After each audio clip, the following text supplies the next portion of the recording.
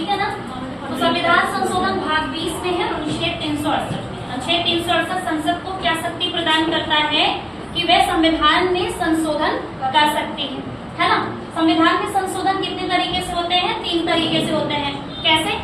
साधारण संशोधन, विशेष बहुमत से संशोधन और विशेष बहुमत और आधे राज्यों के विधानमंडल से संशोधन होता है। 3 तरह के संशोधन हम देख रहे हैं, ठीक है। तो एक चीज तो ये होती है कि संविधान ना 2 तरह से अपन देखते हैं, एक होता है कठोर संविधान और एक होता है लचीला संविधान। तो कठोर संविधान कैसा संविधान होगा?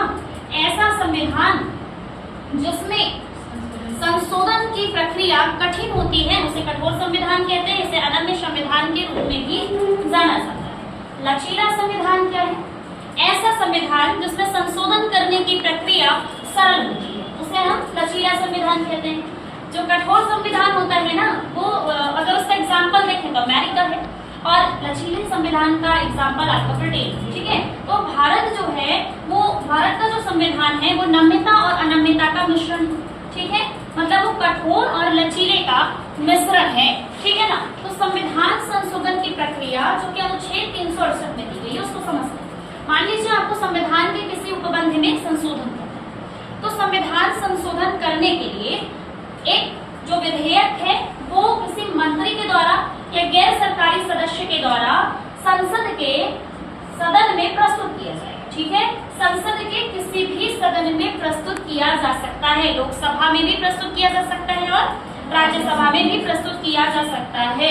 और यहाँ पे गैर सरकारी सदस्य का अर्थ ये है कि संसद में के सदनों का कोई सदस्य है ना, संसद के किसी भी सदन का कोई सदस्य जब इसे लोकसभा और राज्यसभा में पेश किया जाता है तो वहां पर इसे विशेष बहुमत से पारित कराया जाता है, ठीक है ना। विशेष बहुमत से पारित कराते हैं और फिर अगर मान लीजिए कि संविधान का वह उपबंध जिसमें हमें संशोधन करना है वो किससे संबंधित हो? संघीय ढांचे से संबंधित हो, है ना। संघीय ढांचा क्या है हम बहुत अच्छे से समझ चुके हैं पहले ही।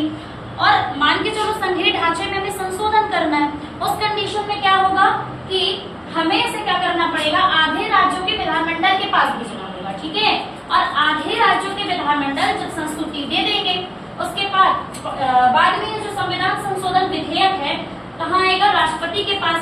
अब राष्ट्रपति के पास में यहाँ पे ये विकल्प नहीं होता बेटा कि वो लौटा दे, है ना, ऐसा कोई विकल्प नहीं है।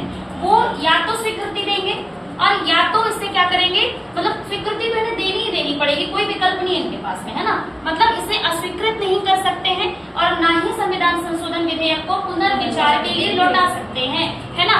आप अच्छा एक बात याद रखिएगा कि जो उपबंध है ना वो 24वीं संविधान संशोधन अधिनियम के द्वारा इसमें लागू किया गया। मतलब 24वां संविधान संशोधन अधिनियम जो था वो ऐसा उपबंध करता है कि राष्ट्रपति को इसमें स्वीकृति देनी ही होगी, ठीक है ना। फिर यहाँ पे क्या देखते हैं, जब राष्ट्रपति यहाँ पे स्वीकृति दे देते हैं तो ये जो है संविधान संशोधन विधेयक अधिनियम बन जाता है और संविधान में लागू हो जाता है, ठीक है, ठीक है।